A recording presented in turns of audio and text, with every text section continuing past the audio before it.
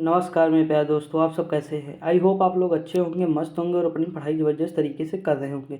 दोस्तों देखिए, हम जूनियर असिस्टेंट का प्रैक्टिस सेट देख रहे थे यूथ कंपटीशन का, जो हम अब तक 7 प्रैक्टिस सेट इसके देख चुके हैं। आज ये हमारा 8वां प्रैक्टिस सेट है और प्ले लिस्ट बनी हुई है।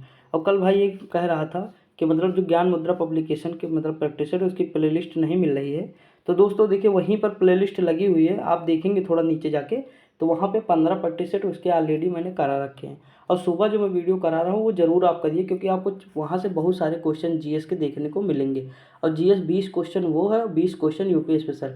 ये समझ लीजिए कि 40 क्वेश्चन आपके हो जाएंगे जीएस के। तो यूपी स्पेशल तो आराम से आप कर लेंगे, मैं कराऊंगा भी अभी जब प्रैक्टिस सेट कंप्लीट होंगे। उसके बाद फिर कुछ जो आप कहेंगे जैसे हिंदी या यूपी स्पेशल या जीएस जो कहेंगे वो फिर कराना शुरू कर दूंगा। ठीक दोस्तों, बस आप पढ़ते रहिए, आराम से आपकी एक सीट हो जाएगी। देखिए, हमें एक सीट से मतलब है 5512 में, बाकी किसी से नहीं मतलब है, समझ आए कि नहीं।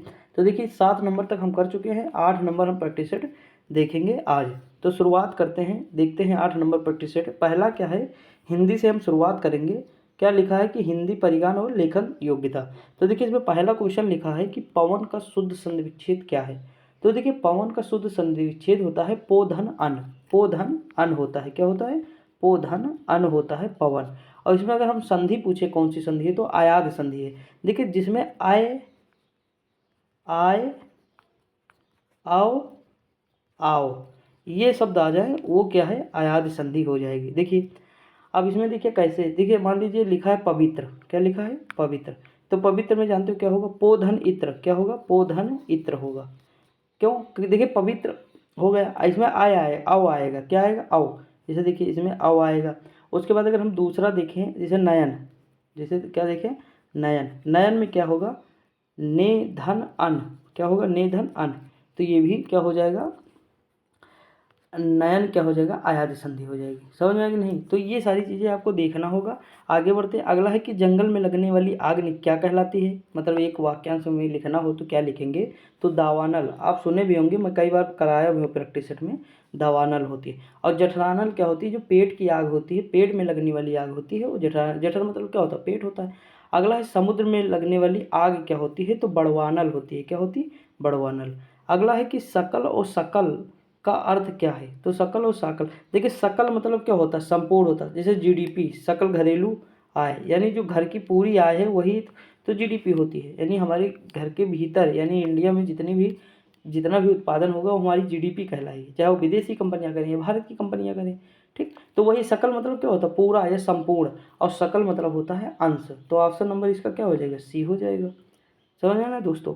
अगला लिखा है कि अंबर का अर्थ आकाश होता है, अंबर का अन्य अर्थ क्या होता है। तो देखिए अंबर का अन्य अर्थ वस्त्र भी होता है, वस्त्र होता है, कपास होता है, एक इत्र होता है, अभ्रक होता है, एक नजर होता है, मेघ होता है। ये सारी किसके पर्यायवाची हैं, समनार्थी हैं या पर्यायवाची, तो अंबर के हो जाएंगे। ठीक, पर्यायवाची कहना उचित नहीं होगा, समनार्थी शब्द ज़्यादा बेटर होगा।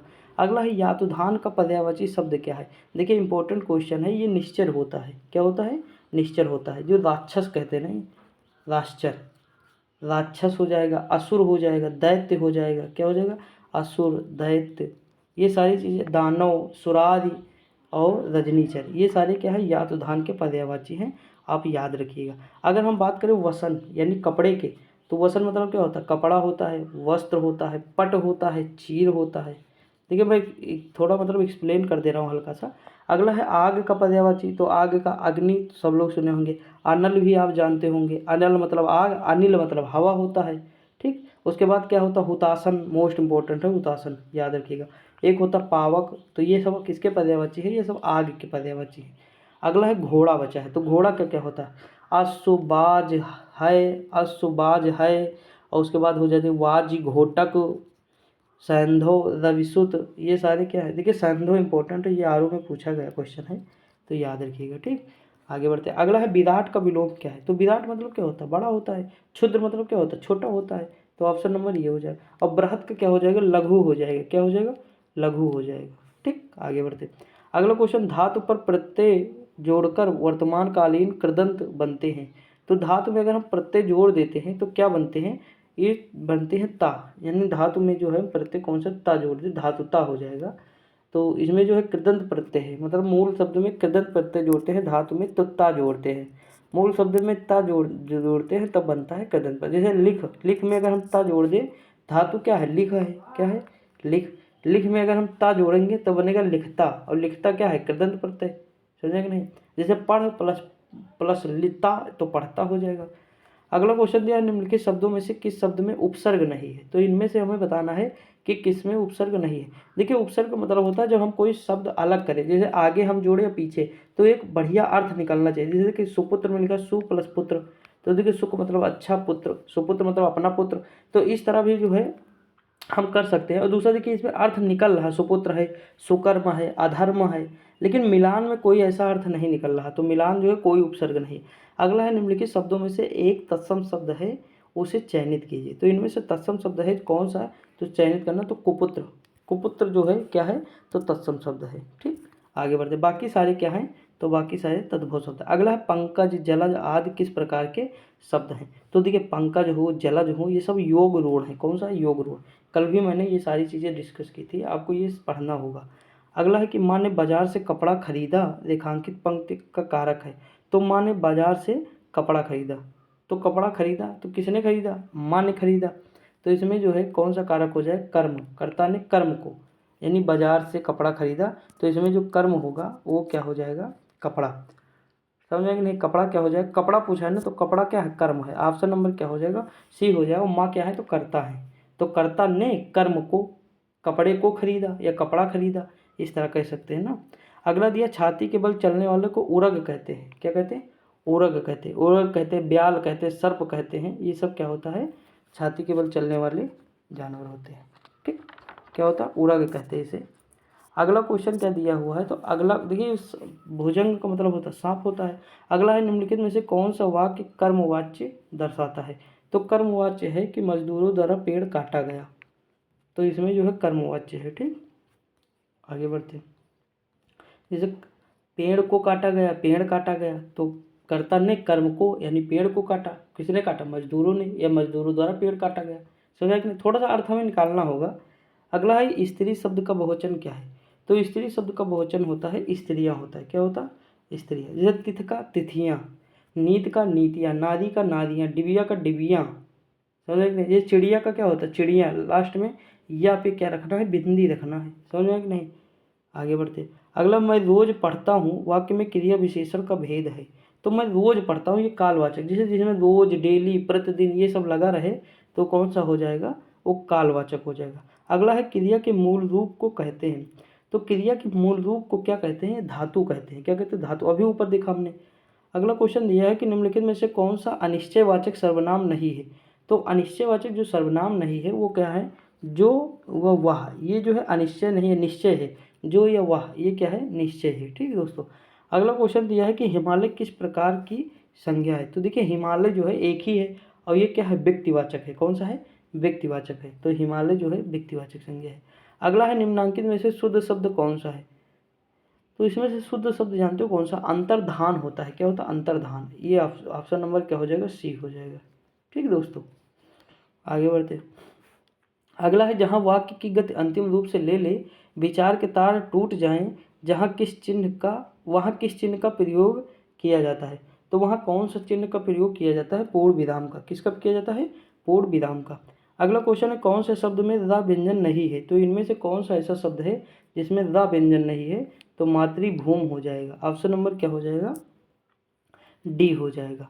आगे बढ़ते हैं। अगला क्वेश्चन क्या दिया हुआ है, अगला दिया है, टेढ़े मेढ़े रास्ते, अपने खिलौने और भूल बिसरे चित्र, ये उपन्यास किस साहित्यकार की है। देखिए इनका सन भी दिया हुआ है। तो ये उपन्यास जो है भगवती चरण वर्मा की है। किसकी है, भगवती चरण वर्मा की है। ऑप्शन नंबर क्या हो जाएगा, ए हो जाएगा। अब देखिए यहाँ पद्यांश दिया हुआ, कल जो गद्यांश दिया था आज पद्यांश दिया है। क्या दिया है, पढ़ते हैं। लिखा है, पूर्व चलने के बटोही बाट की पहचान कर ले, हाय अनिश्चित किस जगह पर सरित गिर बहे गहवर मिलेंगे, हाय अनिश्चित किस जगह पर बाग वन सुंदर मिलेंगे, किस जगह यात्रा खत्म हो जाएगी यह भी अनिश्चित है, अनिश्चित कब सुमन कब कंटकों के सर मिलेंगे, कौन सहसा छूट जाएंगे, कौन सहसा छूट जाएंगे, मिलेंगे कौन सहसा, आ पड़े कुछ भी रुके, तू न ऐसी आन कर ले, पूर्व चलने के बटोही बाट की पहचान कर ले। ठीक, थोड़ा देखिए इसे लय में पढ़ना होता है तो पढ़ लीजिएगा अपने हिसाब से। इसमें देखिए कब लिखा है कि कविता की पंक्तियों में यात्रा की किस विशेषता की ओर संकेत किया गया है, तो ये किया गया अनिश्चितता की ओर, बार बार अनिश्चितता की बात कर रहा है। अगला है कि कविता में आए सुमन और कंटक किस भाव, तो सुमन मतलब तो फूल होता है, कंटक मतलब तो कांटा होता है, लेकिन यहाँ फूल कांटा की बात नहीं कर रहा है, समझ रहे हैं। फूल मतलब सुख की बात कर रहा है, कंटक मतलब दुख की बात कर रहा है। तो ऑप्शन नंबर क्या हो जाएगा, सी हो जाएगा। अगला क्वेश्चन है कविता की पंक्तियों में कवि व्यक्ति को किस बात के प्रेरणा देता है, तो ये हर स्थिति में आगे बढ़ने की प्रेरणा देता है। ऑप्शन नंबर क्या हो जाएगा, डी हो जाएगा। अगला क्वेश्चन है अंडे का शहजादा मुहावरे का अर्थ क्या है, अनुभवहीन होना। ऑप्शन नंबर क्या होगा, डी। देखिए मुहावरा लोकोक्ति आप कर लेंगे आराम से, आपको मतलब कुछ भी ना आता होगा फिर भी आप सही कर लेंगे, ये मुझे पता है यूपी प्लस एग्जाम में, क्योंकि ये मतलब बहुत हार्ड देते नहीं और जो देते हैं तो आपको पता भी होगा थोड़ा सा।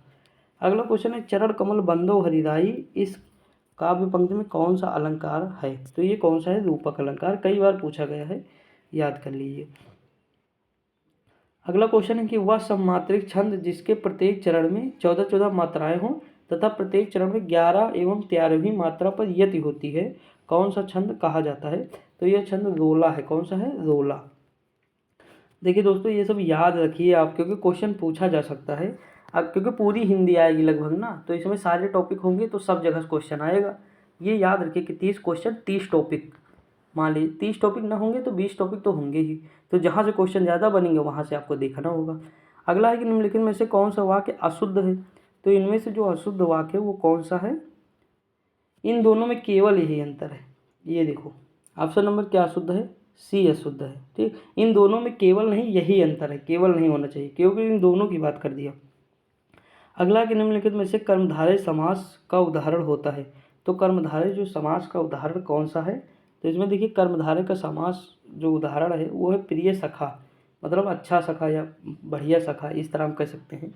जैसे कामचोर, तो काम से चोर यानी तत्पुरुष समास हो जाए, काम से जो चिराता है उसे क्या कहते हैं, कामचोर कहते हैं, काम से जो जी चराता है। अगला है आजन्म यानी अव्ययी भाव समास, इसमें आ उपसर्ग लग गया ना, अव्ययी भाव। सपरिवार ये भी क्या है, अव्ययी भाव समास है।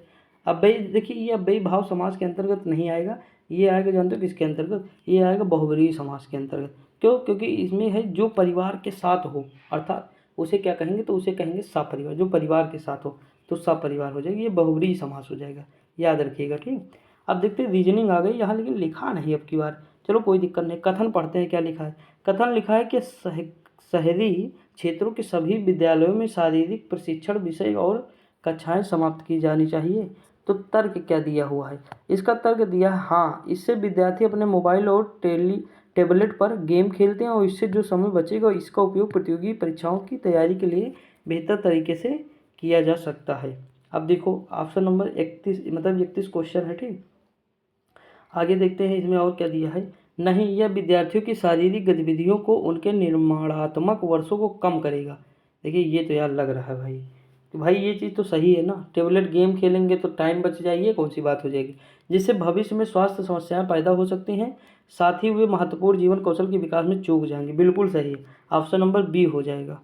अगला क्वेश्चन दिया है आपको पता चले कि आपके एक चचेरे भाई ने अपने 1 साल के बच्चे को अनिवार्य टीका नहीं लगवाया, इस स्थिति में आपका सबसे अधिक तार्किक उत्तर क्या होगा, तो सबसे अधिक तार्किक उत्तर होगा आप बाद में चचेरे भाई को टीका लगवाने के लिए कहेंगे, या आप उसे प्राथमिकता पर टीका लगवाने के लिए डॉक्टर से मिलने के लिए कहेंगे, आप उनकी गलतियों के लिए नवजात शिशु के माता पिता को दोनों को अपमानित करेंगे। ये बात है ही नहीं, ये भी नहीं।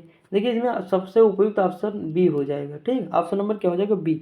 और देखिए एक चीज़ मैं बताऊं, जैसे मैंने ज्ञान मुद्रा में कराया तो देखिए उसमें क्वेश्चन ज़्यादा थे, उसमें तार्किक अभिक्षमता यानी मानसिक अभिरुचि जो है कम थी, लेकिन इसमें क्या है मानसिक अभिरुचि ज़्यादा है। तो देखिए दोनों का तालमेल बैठा लीजिए, जैसे वहाँ कंप्यूटर के क्वेश्चन थोड़ा हार्ड थे, यानी अगर हम बात करें तो हाई लेवल के थे, और यहाँ क्या है तो मतलब मॉडरेट लेवल के हैं, तो दोनों का तालमेल जब बैठाएंगे ना तो आपको समझ में आ जाएगा। तो दोनों क्वेश्चन आप जरूर कर लीजिएगा, आपके जो है 3000 क्वेश्चन हो जाएंगे दोनों से, तो आपको एक पैटर्न भी पता चल जाएगा, एक सिस्टम भी पता चल जाएगा। ठीक, तो कर सकते हैं आराम से। अगला है कि विकल्प में लापता संख्या चुनें। अब देखिए इसमें से लापता संख्या कौन सी है, हमें वो चुनना है। अब देखते हैं इसमें भैया कौन कौन सी है। देखिए यल के बाद क्या आता है, यम आता है, यम के बाद यन आता, फिर जो है यन आ गया है, फिर यम आ गया, फिर ओ के बाद पी, फिर पी के बाद ये, मतलब एक बढ़ रहा है अगर आप ध्यान दें थोड़ा सा, क्या होगा इसमें, जानते हो क्या होगा इसमें? हमें जो है ग्रुप पहले बनाते हैं। देखिए कितने हैं, 1 2 3 4 5 6 7 8 9 10 11 12, 12 यानी 3 3 का पेयर बन जाएगा आराम से। तो हम सॉरी 4 4 का पेयर बन जाएगा। इसमें कितने का बनेगा? 4 का बना लेते हैं। ठीक, चलो बनाते हैं 4 का पेयर। यहाँ से हटा दो, और कहाँ से? यहाँ से हटा दो। 4 का पेयर बनेगा, 4 फिर 4, उसके बाद हाँ ठीक बन जाएगा। देखो यल के बाद क्या है? यम आया। उसके बाद देखिए यन आ गया। यन के बाद क्या आया? तो यम आ गया। क्या है? यम।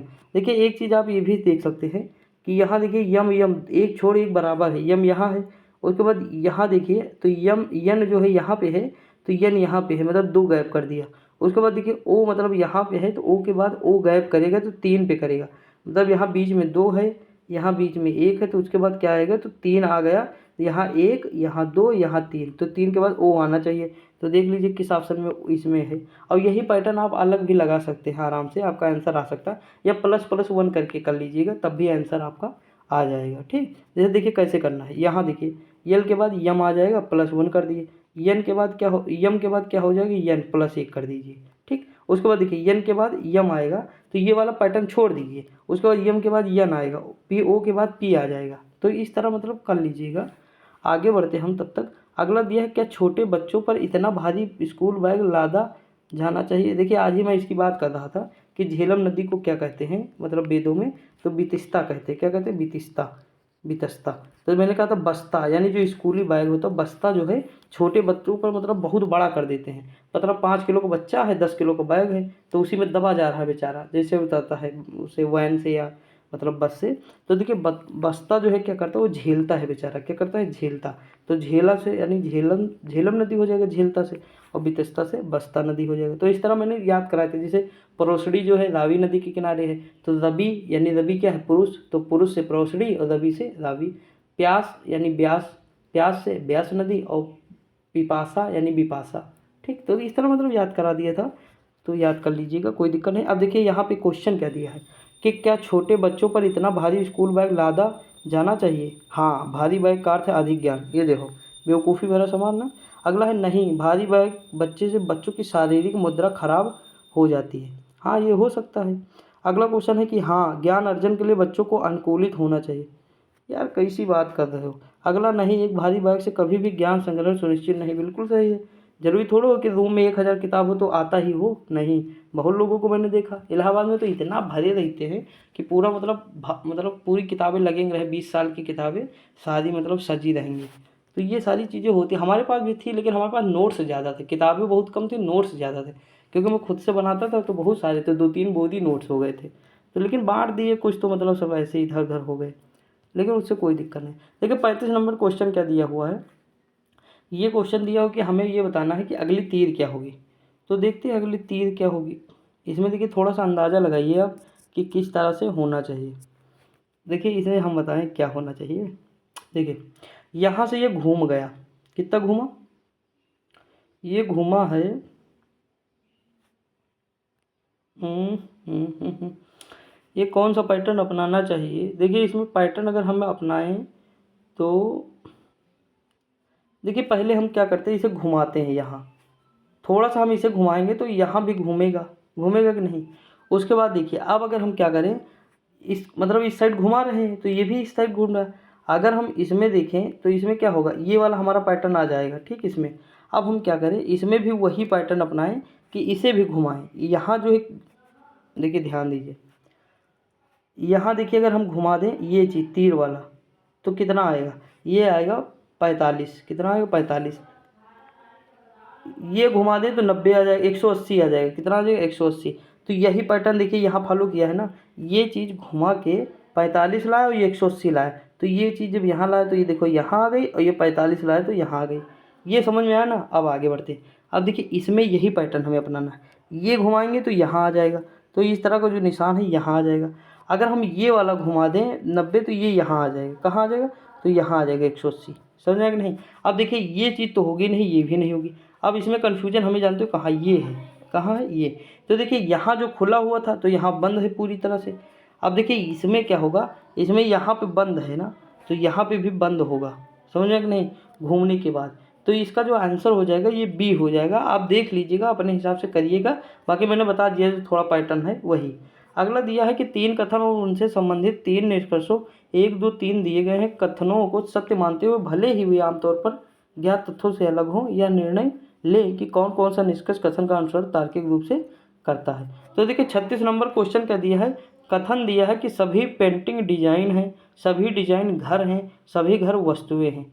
तो देखिए सभी जितने भी पेंटिंग है वो क्या है, डिजाइन है, और सभी डिजाइन घर हैं, सभी घर क्या है, वस्तुएं हैं। अब देखते हैं, लिखा है सभी डिजाइन वस्तुएं हैं, तो जितने भी डिजाइन है वस्तुएं हैं, बिल्कुल सही है, ये बात बिल्कुल सही है। अगला दिया कुछ घर पेंटिंग है, तो कुछ घर जो है पेंटिंग है, ये भी सही है भाई। कुछ घर, अगर कुछ पेंटिंग घर हैं तो कुछ घर भी तो पेंटिंग होंगे। अगला लिखा है कि कुछ पेंटिंग घर नहीं, ये गलत दिया। अगर देखिए कभी इस तरह का फिगर बने तो कुछ वाला तो लगभग सही होगा सारा, लेकिन हमें ये देखना होगा कि सभी दिया हुआ है क्या। देखिए अगर मान लीजिए इस तरह शब्द लिखा हो ऐसे, और यहाँ लिखा हो, मान लीजिए मैं एग्जाम्पल के लिए बकरी लिखा हो, और यहाँ लिखा हो भेड़, और यहाँ लिखा हो गधा, इस तरह मान लीजिए।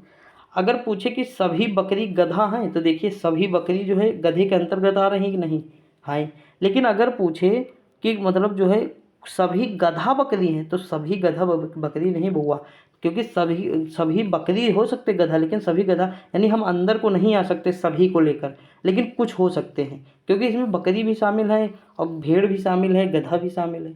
यही पैटर्न इसमें फॉलो करना होता है कि देखिए जैसे यहाँ पूछा है कि सभी पेंटिंग डिजाइन है, तो पेंटिंग अंदर हो जाएंगी, डिजाइन बाहर हो जाएगी। तो यहाँ यही तो पूछा कि सभी डिजाइन वस्तुएं हैं, सभी यानी जितने भी डिजाइन है वो वस्तुएं हैं, तो वस्तुएं यानी बाहर हो जाएंगी। वस्तुएं देखो यहाँ बाहर लिखा है कि सभी मतलब डिजाइन घर हैं, तो घर के बाद वस्तुएं आ जाएंगी, तो अंदर क्या हो जाएगा, जो अंदर होगा वो सब हो जाएगा, और जो बाहर होगा वो कुछ होगा। बस इतना हमें वो कन्फर्म करना होता है बस। तो इसमें ये कट जाएगा, तो पहला दूसरा कहाँ गया, तो ये हो जाएगा। आई होप आपको समझ में आ गया होगा। अगला कि एक पुरुष और उसकी पत्नी की आयु का अनुपात 4:3 है। 4 वर्ष बाद से यह अनुपात 9:7 हो जाता है। यदि शादी के बाद यह अनुपात 5:3 हो जाता तो उनकी शादी कितने वर्ष पूर्व हुई थी। देखिए भैया मैं तो इसमें वही बता दूंगा आपको कैसे लगा। देखिए आप अपने हिसाब से भी कर सकते हैं। मैं ये बता दूंगा कि इनको मान लीजिए 4 है और इनको मान लीजिए 3 है, ठीक। तो देखिए इनको 3 ए हो जाएंगे, पुरुष और पत्नी क्या हो जाएगी, मतलब पुरुष 4 है पत्नी 3 है, इतना मान लेंगे। तो इसमें हम ये जोड़ देंगे, देखिए इसमें 4 ए प्लस 4 जोड़ देंगे, उसके बाद देखिए और 3 ए प्लस 4 जोड़ देंगे, और इनको बटे में कर देंगे 3 ए प्लस 4, और उसके बाद हम क्या करेंगे, हमारा अनुपात कितना है, तो 9:7 आ जा रहा है। देखिए इस तरह मैंने बताया भी है। तो अगर आप यहाँ से ए का मान निकालेंगे तो वर्तमान में जो है ये जो उनकी शादी इतने वर्ष पहले हुई, तो वर्तमान में हम देखेंगे तो 4 से गुणा कर देंगे चाचो, तो हो जाएगा 4×32, ए मतलब 8 आ जाएगा, 32 हो जाएगा। उनकी 32 और इनकी 24 हो जाएगी। वर्तमान आयु की बात कर रहा हूँ। अब देखिए शादी जितने वर्ष पूर्व हुई है उसके बाद हम निकाल लेंगे, शादी में अनुपात करके मतलब घटा देंगे, घटाने के बाद जो है निकाल देंगे, तो आराम से हमारा आंसर आ जाएगा 12 वर्ष। कितना आएगा, 12 वर्ष। कर लीजिएगा, थोड़ा सा लॉन्ग है, अपने हिसाब से कर लीजिएगा। जो लोग वो पढ़े हैं, अनुपात पढ़े होंगे, अनुपात समानुपात, आराम से कर लेंगे, या एज रिलेशन वाला पढ़े होंगे। अगला दिया हुआ नीचे दिए गए, अब देखिए इस तरह के तो आराम से कर लेंगे ना। ये देखिए इसके पीछे ये होगा, इसके पीछे ये होगा, इसके पीछे एक छोड़ के एक होना चाहिए। तो इसमें से कौन सा नहीं बनेगा, तो देख लेते हैं इनमें से कौन सा नहीं बनेगा। तो देखिए इनमें से जो ऑप्शन नंबर अगर हम देखें विपरीत में, तो यहाँ देखिए एक चीज़ देख लीजिए पैटर्न, ये बी वाला, कौन सा, बी। अब देखिए एक चीज़ आपको मैंने बताया कि इसके विपरीत ये होगा, जो चीज़ विपरीत होती है वो पीछे होती है। जैसे पासा में अगर 1 आता है तो इसका मतलब है कि 1 के पीछे 6 है, लेकिन 6 हमें दिखते नहीं है, दिखता है, नहीं दिखता। तो यहाँ ये भी नहीं दिखना चाहिए दोनों सामने। तो देखिए लेकिन दोनों सामने दिख रहे हैं, तो ये नहीं बनेगा, बाकी सारे बन सकते हैं, ठीक। अगला दिया है देखिए संख्या जो है, जैसे क्या है, मतलब इसमें दिया है 5, 71। देखिए इसमें कोई पैटर्न अपनाया है, तो कौन सा पैटर्न अपनाया है हमें ये देखना है। देखिए 9 63 है। अब हमें जोड़ना कितना है, 8 जोड़ेंगे तो मतलब 71 आएगा। तो हम 3 और 5 3 8, यानी हम 8 जोड़ के ला सकते हैं। देखिए यहाँ 4 चौक 16, 2 और 8 10, 16 2 26। अब यही पैटर्न यहाँ 8 छंग 48, और 103, ये कितना हो जाए 14, जोड़ देते हैं तो कितना आ जाएगा, 62 आ जाएगा। ऑप्शन नंबर डी हो जाएगा। अगला दिया है ये 90#32 = 7 लिखा है, ठीक। अब देखिए इसका मतलब पैटर्न क्या हमें अपनाना है, तो यहाँ से अगर हम पैटर्न अपनाएं तो 91 और फिर 32 7 लिखा है ना, तो इसका पैटर्न ये हो सकता है कि अगर हम देखिए पहले जोड़ते थे, अब हम घटाने की कोशिश करें, क्योंकि जोड़ देंगे तो ज़्यादा हो जाएगा, तो ये 8 हो जाएगा। और यहाँ पे घटाएं 32 में से, मतलब 3 में से 2 घटा दें तो 1 हो जाएगा। उसके बाद ये फिर घटा दें तो 7 हो जाएगा। हाँ, सही पैटर्न काम कर गया। देखिए यहाँ पे क्या है, 8 - 3 तो ये हो जाएगा 5। उसके बाद 5 - 4 बराबर 1, तो फिर घटाएंगे तो 4 आ जाएगा। अब यही पैटर्न यहाँ फॉलो कर लो, 6 में से 2 गया तो 4 बचा, और यहाँ कितना हो जाएगा, तो यहाँ हो जाएगा 3, तो 3 घटा दो तो 1 हो जाएगा। समझ में आया ना दोस्तों। अब देखिए 40 नंबर तक हम पहुँच गए। अभी 5 क्वेश्चन इसमें और बचे हुए हैं।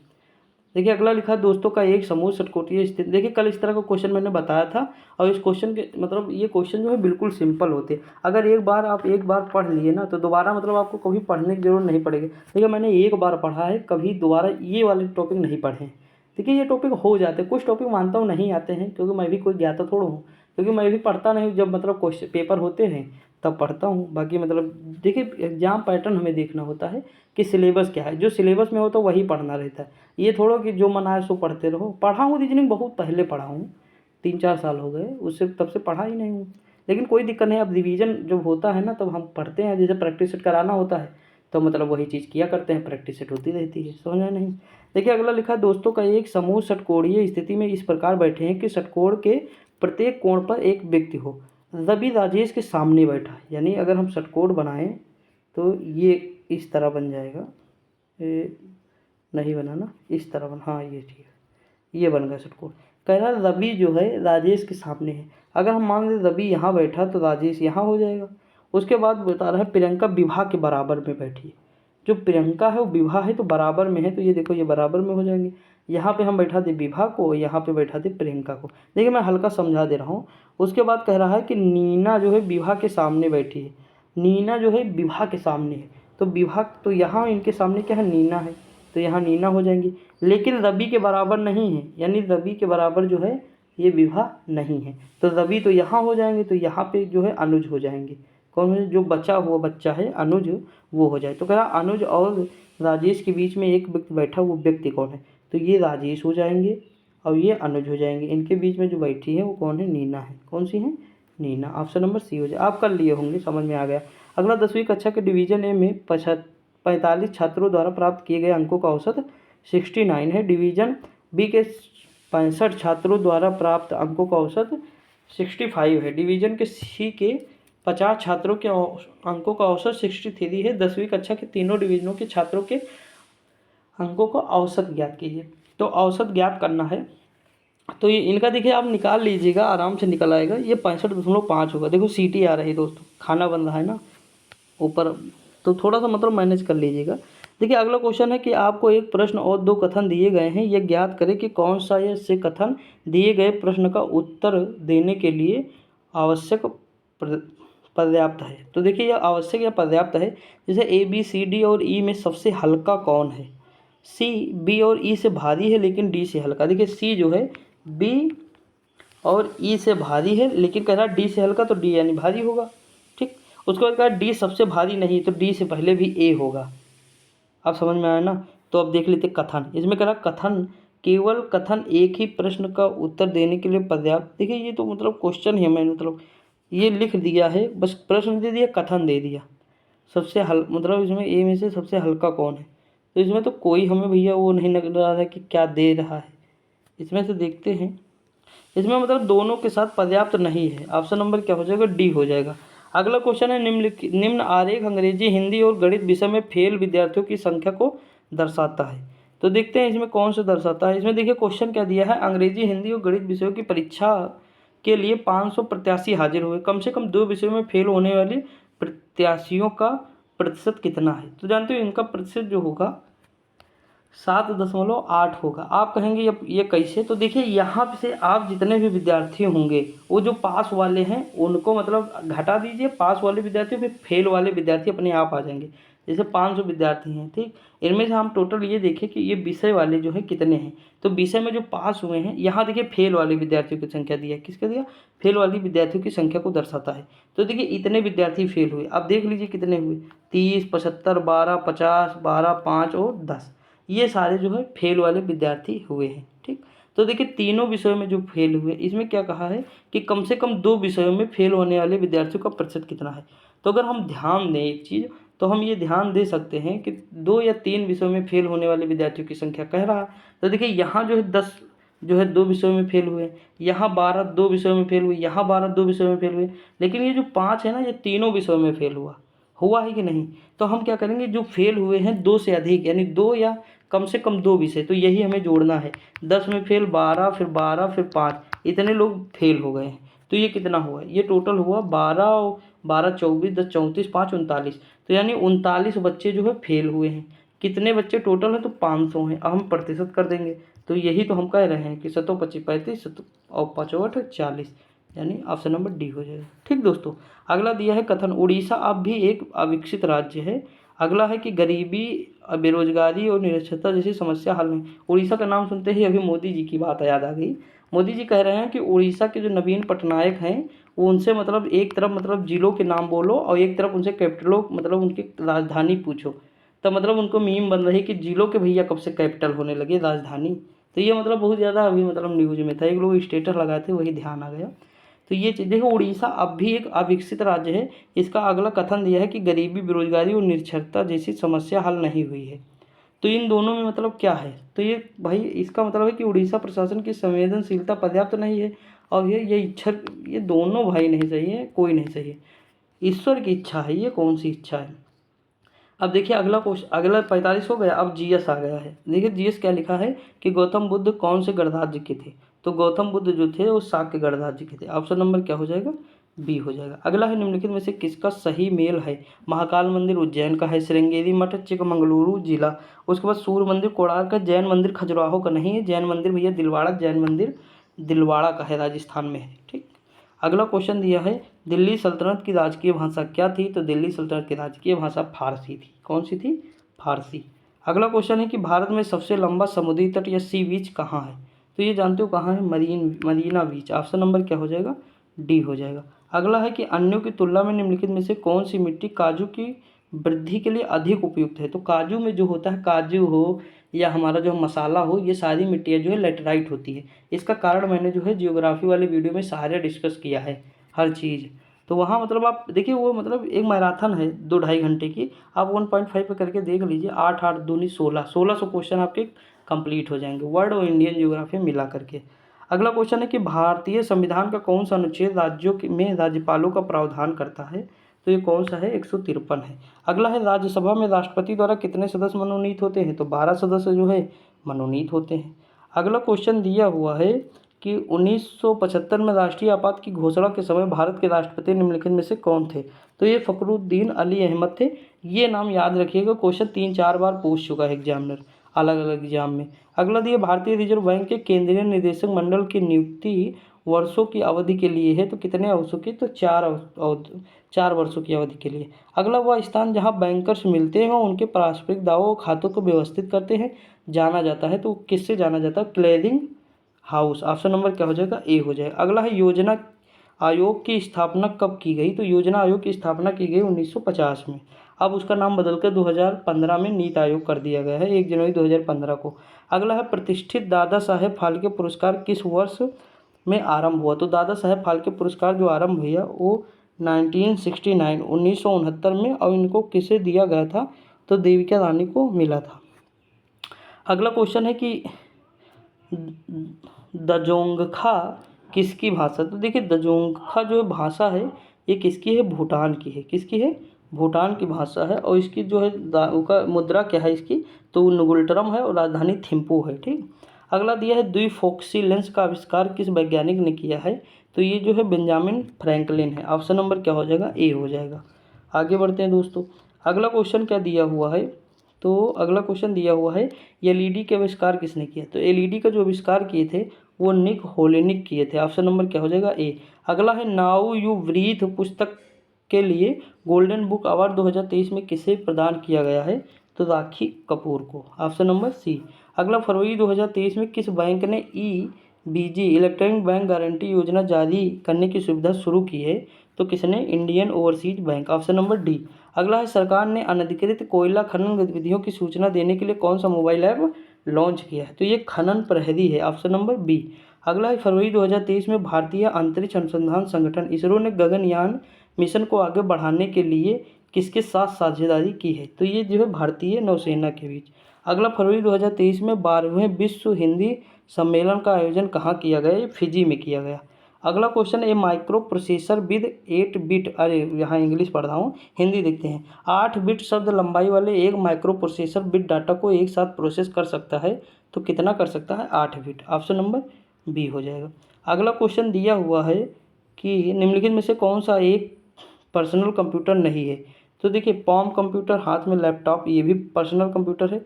इनमें से मेन फ्रेम जो कंप्यूटर है पर्सनल कंप्यूटर नहीं है, ये बड़े पैमाने पर डेटा को भंडारण और प्रसंस्करण करने में एकत्रित किया जाता है। अगला है निम्नलिखित में से किसका मोबाइल सिस्टम में प्रमुख महत्व है? तो ये जानते हो किसका है? ये डेटा सुरक्षा का है, डेटा सिक्योरिटी, ये मोस्ट इम्पोर्टेंट है। ठीक, आगे बढ़ते हैं। अगला क्वेश्चन दिया हुआ है कि प्रोलॉग स्रोत फाइलों का एक्सटेंशन क्या है? तो इसका एक्सटेंशन है .pl। अगला क्वेश्चन है कि USB 2.0 तकनीक का थ्रूपुट, क्या लिखा? थ्रूपुट लिखा है, थ्रूपुट क्या है? तो देखिए ये क्या है थ्रूपुट, ये जो है हमारा कितना आएगा? तो 400 मेगापिक्सल ये आएगा, 480 उच्च गति या उच्च बैंड बिट।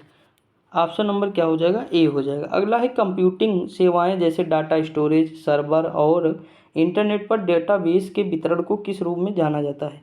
तो ये कौन सा रूप होता है? ये क्लाउड कंप्यूटिंग होता है, ऑप्शन नंबर क्या हो जाएगा? डी हो जाएगा। अगला है कि ICT का तात्पर्य है, तो ICT का जो तात्पर्य है information and communication technology, option number क्या हो जाएगा? बी हो जाएगा। अगला है FQDN का पूर्ण रूप क्या है? तो सॉरी दोस्तों, देखिए इसका पूर्ण रूप क्या है? इसका पूर्ण रूप जो दिया हुआ है इसका हो जाएगा fully qualified domain name, option number क्या हो जाएगा? बी हो जाएगा। अगला क्वेश्चन दिया है कि संक्षिप्त कुंजी शॉर्ट की शिफ्ट प्लस टैब के लिए प्रयोग किया जाता है, तो किसके लिए किया जाता है? विकल्प के माध्यम से पीछे जाने, ऑप्शन नंबर डी हो जाएगा। अगला है हेडर और फुटर डालने के लिए मेनू पर क्लिक करते हैं, तो किस पर क्लिक करते हैं? ये इंसर्ट पर क्लिक करते हैं। आगे बढ़ते हैं। अगला क्वेश्चन क्या दिया हुआ है? तो अगला क्वेश्चन दिया हुआ है कि मेल मर्ज घटक है, तो मेल मर्ज जो घटक है वो कौन सा घटक हो जाएगा? वो MS वर्ड हो जाएगा। अगला क्वेश्चन है कि MS एक्सेल 2019 में, सॉरी दोस्तों, हाँ ठीक, 2019 में वर्कशीट पर निम्नलिखित में से किस संचालन की अनुमति नहीं है? तो किस पर नहीं है? Delete the worksheet, option number C हो जाएगा। अगला क्वेश्चन है निम्नलिखित में से कौन सी ऑनलाइन भुगतान प्रणाली है? तो कौन सी है? NEFT, ये बैंक में होता है NEFT, आप देखे भी होंगे अगर जमा करने गए होंगे, तो ऑप्शन नंबर क्या हो जाएगा? डी हो जाएगा। देखिए यहाँ पेमेंट वो सब नहीं आपको दिखाई देगा कि पेमेंट पेटीएम या जो है गूगल पे, ये सारी चीज़ें नहीं होंगी। अगला पॉम ऑपरेटिंग सिस्टम का उदाहरण है, तो ये क्या हो जाएगा? ये हो जाएगा single user single tasking, option number क्या हो जाएगा? सी। अगला है कि ऑपरेटिंग सिस्टम का कौन सा घटक कर्नेल और हार्डवेयर के साथ इंटरैक्ट करने के लिए यूजर इंटरफेस प्रदान करता है? तो ये कौन सा हो जाएगा? ये सेल हो जाएगा, ऑप्शन नंबर सी हो जाएगा। अगला है निम्न में से कौन सी भाषा उत्तर प्रदेश की दूसरी राज्य भाषा है? तो ये कौन सी है? उर्दू है। कौन सी? उर्दू। अगला दिया है 1991-2001 के दौरान उत्तर प्रदेश में साक्षर व्यक्तियों की प्रतिशत वृद्धि कितनी है? तो 16.7% है।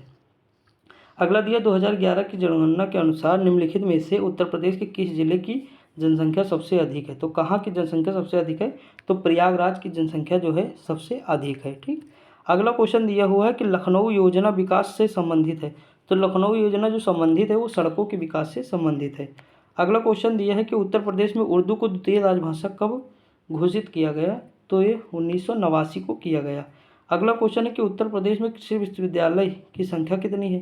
तो इनकी संख्या जो है 5 है। कौन कौन से हैं? तो चंद्रशेखर आज़ाद कृषि विश्वविद्यालय कानपुर में है, नरेंद्र देव कृषि विश्वविद्यालय अयोध्या में, ये बहुत फेमस है।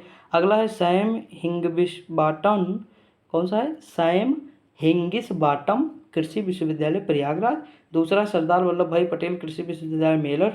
तीसरा है बांदा कृषि विश्वविद्यालय या प्रौद्योगिकी, ये है बांदा में। ठीक, बांदा लिखा ही है आगे, तो बांदा में हो जाएगा। अगला है निम्नलिखित जनजातियों में से किसकी संख्या उत्तर प्रदेश में सर्वाधिक है?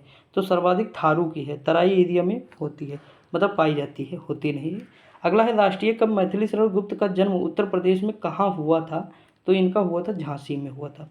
अगला क्वेश्चन है कि उत्तर प्रदेश शासन ने संगीत रत्न पुरस्कार जिसकी स्मृति में प्रारंभ किया वे हैं, तो ये क्या चीज़ है?